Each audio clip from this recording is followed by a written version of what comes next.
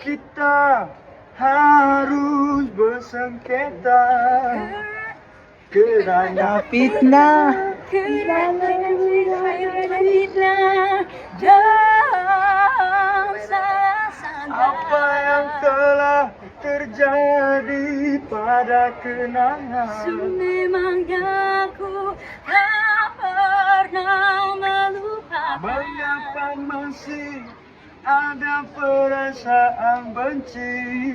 Karena cinta dan percaya ikut dalam perasaan. Kita saling sayang menyayang adalah ada benci. Kita sandarkan pada kenangan.